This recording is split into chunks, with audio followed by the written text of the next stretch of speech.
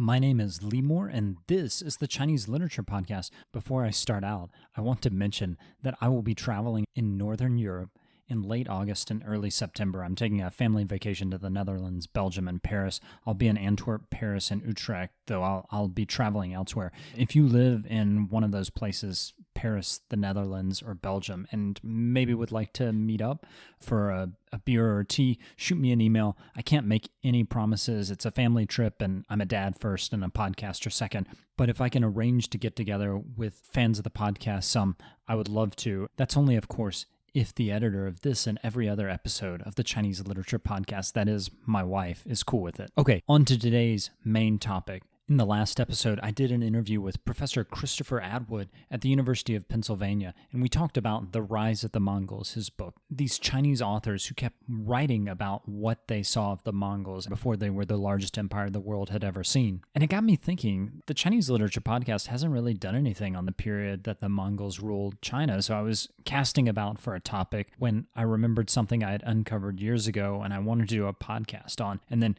just completely forgot about. Did you know that the Emperor of China, along with a Tibetan monk, tried to create a universal writing system? This was an alphabet, a writing system that was meant to take over all the different writing systems of the world. It was going to replace Hanzi, that is written Chinese, but also Uyghur, Persian, Tibetan, everything. I'm talking about Phags-Pa. Now, first off, I'm not even sure if I'm pronouncing that correctly. I haven't actually been able to get a good scholarly source on how to pronounce that in English. In fact, it might not be a word that it's even really correct to say there is a correct English pronunciation. Because Phags-Pa existed as a system of universal writing, it's going to have different pronunciation in different languages. So in Chinese, the word is ba si ba wen, but in Tibetan, I'm sure it's something slightly different. I'm just going to go with Phags-Pa. That's Phags-Pa. And sometimes there's an apostrophe in front of that first P. Okay, Phags-Pa. When was it created?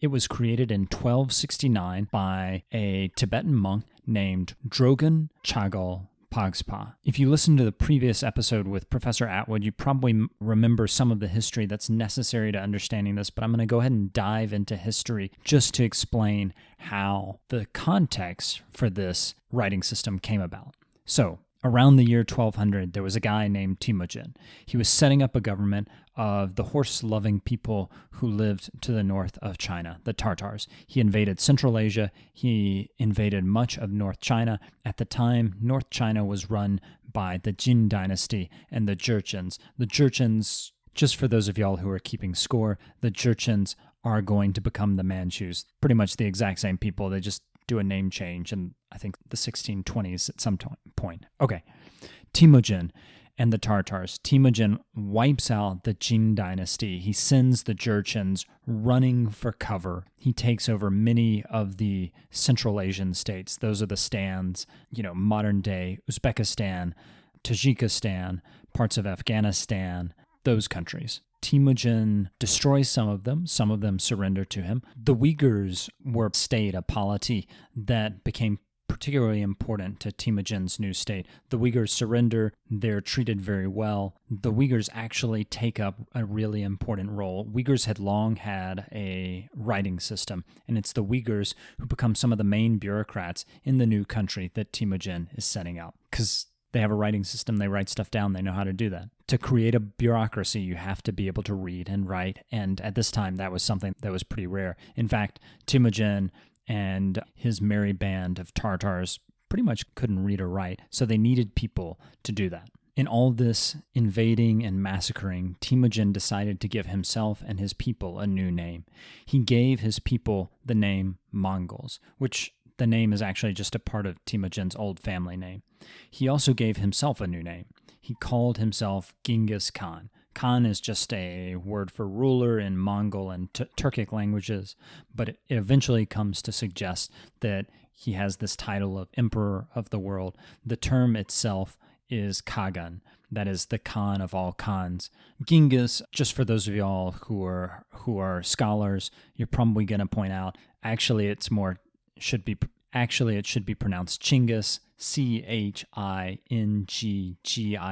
Yeah, that is much closer to the original Mongolian, but I don't speak Mongolian, so whatever. I'm going to go with Genghis. Anyways, Genghis and his sons and his grandsons take over much of the Eurasian landmass. They establish the largest land empire in history. Genghis Khan is just the first conqueror in this long list of conquerors that make up the Mongol Empire. Genghis Khan conquered much of Central Asia. He conquered much of China, but not all of it. Supposedly, on his deathbed, his final words were reportedly, quote, "Life is short. I could not conquer all the world. You will have to do it." End quote. His sons and grandsons apparently heard this and they did their best to bring it about. You have a series of Khans who take over and conquer much of the world. They move to Iran. Eventually, some of them move to India, though that's much later. You have them knocking on the doors of Europe, attacking parts of Poland, Hungary. Of course, they took over all of what is today Russia. They are the reason that Moscow rose. They attacked much of what is today the modern Middle East. They took over quite a lot. Some of them were more successful than others. Mongke Khan, he's the fourth Khan in the Mongol Empire. He tried to do what his grandfather had told him. Apparently, before Genghis Khan made that statement about his final words, "Life is short, I could not conquer it all, you will have to do it." Apparently, one of the things that Genghis told his family was that they should try to invade China, that is, southern China, via the south. So instead of coming from the north, which they dominated the area north of the Huai River, the old central states, the Zhongguo, the heartland of China. In the south, there was the state, the Southern Song dynasty that existed. It was a rump state of the original Song dynasty, which had been based in North China. The Jin had destroyed it. They had fled to the south. They established a capital in Hangzhou. So they're living large. The Southern Song had a pretty vibrant economy. Things were going okay. They were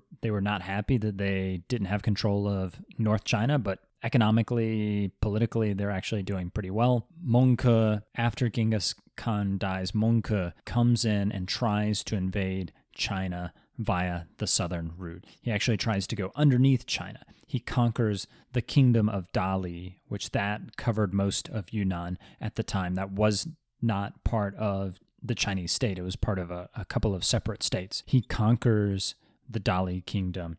Hey, can you guess which town it was based in?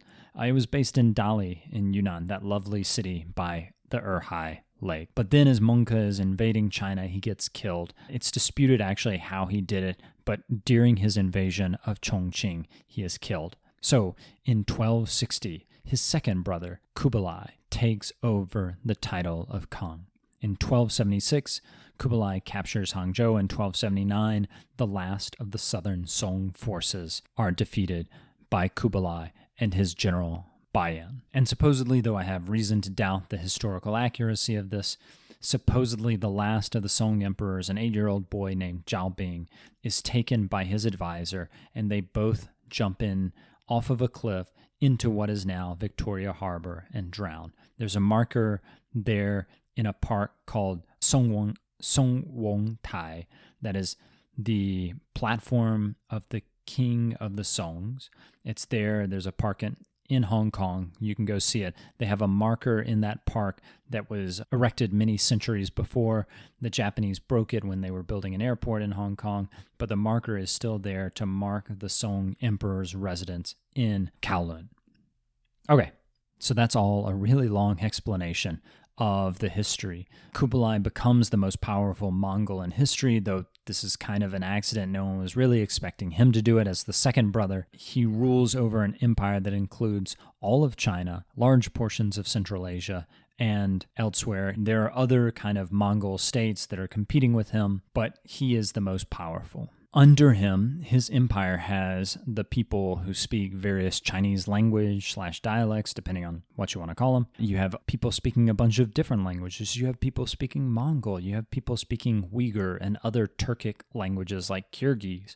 You have people speaking Tibetan, Tangut, Manchurian, Khitan, all of these kinds of languages. Now, if you are the greatest emperor in the history of the world, and you're looking at yourself and thinking, how am I going to get all of these people on the same page? Well, of course, you need a common script. You have to be able to communicate. Now, he didn't create a single common language. What he did was he created a script so that there could be this kind of communication between different peoples.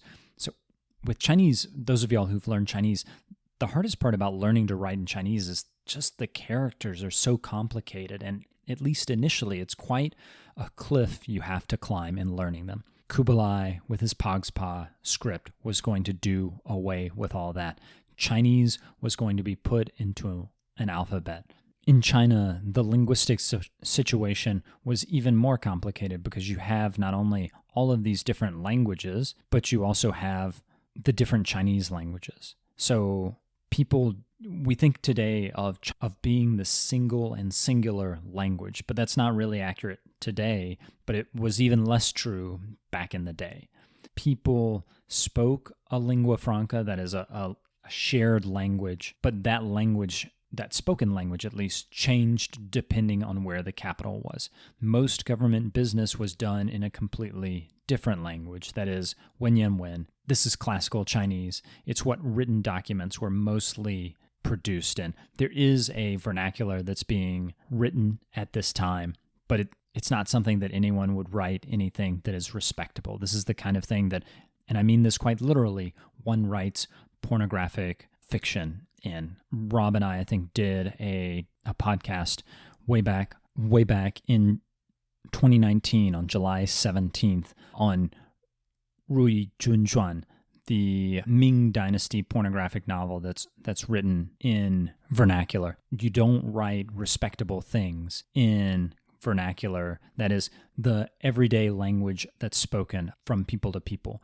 You don't write government documents in vernacular. You have to write them in the classical Chinese language. Okay, Kublai Khan overthrows the Chinese, and though much of his empire was made up of Chinese folks, he wanted to make sure that it did not become too Chinese. He actually instituted a racist classification system that was essentially a Mongol supremacist system. 4 different groups are classified racially. On top, you have the Mongols. Second place, you have the Sumu. This means literally something like colored eyes, but it refers to the non-Mongol Central Asians who tended to have different colored eyes, or a variety of colors of eyes. Then there is the Hanren in third place. This referred to the ethnic Chinese of northern China. And finally, in this system, the lowest of the low, the Nanren, that is, people from South China. Note that this understanding of different races and ethnicities doesn't at all map on to our contemporary understanding of China, which has one group of Chinese folks, generally translated as Hanzu or Hanren, the Han people. That's not something that they have. That concept hasn't been invented. It's invented after Kublai by the people following him, the Ming Dynasty. That's okay. It's important to think about these things. Ethnicity is constantly being invented and reinvented. Okay, back to Phags-Pa. Kublai looks around his empire and realizes that he needs a common writing system. He doesn't want to use the Chinese language because, well, that's too Chinese. Also, it's really hard to use Chinese as a script. Obviously, the Chinese have done it for a couple of millennium, but it's hard to do things phonetically in Chinese. You can do it, but it ain't easy. The Japanese, the Vietnamese, the Koreans all start out using Chinese script, and all have since then largely moved away from that. Kublai looks for other options. The Mongols are using the Uyghurs as their main scribes. The Uyghur language, the Uyghur script has this long tradition, but he can't use Uyghur. It's hard to represent certain sounds in Mongolian in Uyghur script. It's just the letters don't work. So if you can't write Mongolian words correctly in Uyghur, you ain't really going to go with that for your main language. So what does Kublai decide to do? He flips the script by writing his own script. He gets a Tibetan monk who is a friend of his. The man's name is Phags-Pa, and Phags-Pa in 1269 creates this universal script. By universal script, I mean the writing system was invented to allow anything to be written with that script. So if you want to write a letter in Uyghur, you can do it in Phags-Pa. If you want to write a letter in Chinese, you can do it in Phags-Pa. Now, I want to point something out. 1269, at this time, Kublai hasn't actually conquered southern China. He's still in the middle of invading the southern Song. And yet already he's promulgating this universal script. So this is a guy with a lot of vision. He's thinking into the future. He's planning on creating this universal empire. He sees the big picture. With the script of Phags-Pa, he's going to get rid of the Chinese writing system. So his intention is that Hanzi will be no more. Phags-Pa, as a script, has 41 letters, many of them square in shape. So it's sometimes just called the square script, though mostly people just call it after the name of the creator, Phags-Pa. It's based kind of off the Tibetan alphabet, not surprisingly. Phags-Pa was a Tibetan, but it's written vertically like old Uyghur script. Because this is an invented script, it's very precise in how it represents sounds. You know how in English you can say no, and that might mean no as in no, I don't want to, N-O, or no, I know you're right, K-N-O-W. There's none of that kind of imprecision in Phags-Pa. That's largely eliminated because this is an invented script. This is the advantage of having an invented script. You can design it to represent sounds in a bunch of different languages and make sure that they are done in a way that's easy to write. The disadvantage is no one likes using invented scripts. No one likes using invented languages. Esperanto has died. There's still plenty of people today who speak it. There is still an Esperanto movement, but the hope that it will take over the world is, I think, quite dim. The same is largely true for Phags-Pa. Kublai establishes a school in 1275 to get people to learn the writing system. The school is based in the Hanlin Academy, that big school in the capital, where Confucian scholars for many centuries trained. But there's a lot of resistance to changing the writing system. In 1272, Kublai complains that Chinese people are not using the script enough. Chinese officials are not writing in it, even official government documents. He has to order that they be written in it, and there's just a resistance. Surprise. In 1279, Kublai issues a directive telling the government agencies that they need to use Phags-Pa to write. He has to do so in 1284 again, so obviously people are not getting the message. And it's not just Chinese people who are resisting writing in Phags-Pa. Uyghurs and other Central Asians are resisting using the writing system. There's an effort by Kublai to translate or transliterate, technically, a lot of things, a lot of books into Phags-Pa. So this includes the Shaojing, that's the classic of filial piety. They actually carve many things, government directives, into stone using the Phags-Pa script. That said, Phags-Pa never really catches on. The Mongol dynasty did not last long enough to entrench it. Kublai tries his best, but still doesn't work. When I first started studying Chinese, I was told that the first time the Chinese adopted an alphabet was in encounters with Western missionaries, particularly along the southeastern coast. Things like Pinyin and Weijiaos and the many other transliteration systems for Chinese that came before that, that was the first Chinese alphabet. In fact, that's not true. Some people tried to fit Chinese and other Asian languages into a single universal script. Those people were Kublai Khan and Phags-Pa. Since then, the Chinese have tried really hard to forget about that and to bury that history. And they did a good job. Not only were Chinese intellectuals in the Yuan dynasty really resistant to writing in Phags-Pa, but even today, I think that if you were to talk to Chinese folks on the street, they probably wouldn't know about it. They did a great job of erasing this script from history. It wasn't until after I started my PhD that I just happened to come across a library book about Phags-Pa. Before that, I had never heard of it, and I would wager today that most people in China don't have a clue of what you're talking about if you mention Phags-Pa to them. Today's Chinese word is ba si ba wen. That's just the modern Chinese for Phags-Pa. There's actually a more technical way to pronounce that. It's 帕克斯巴文. That is the technically correct way, although I don't even know what that means because it's not like it's not common for Chinese folks to be talking about Phags-Pa. The Hanzi for the Phags-Pa is the character for 8 for to think, and then just the common phonetic character ba, and then of course wen for the language or script. If you liked or hated today's podcast, please send me an email at ChineseLiteraturePodcast@gmail.com. I love hearing from fans, good or bad. I need to improve. If you want to show your support of the show, find me on Patreon, Chinese Literature Podcast at patreon.com. I am Lemore, and this is the Chinese Literature Podcast.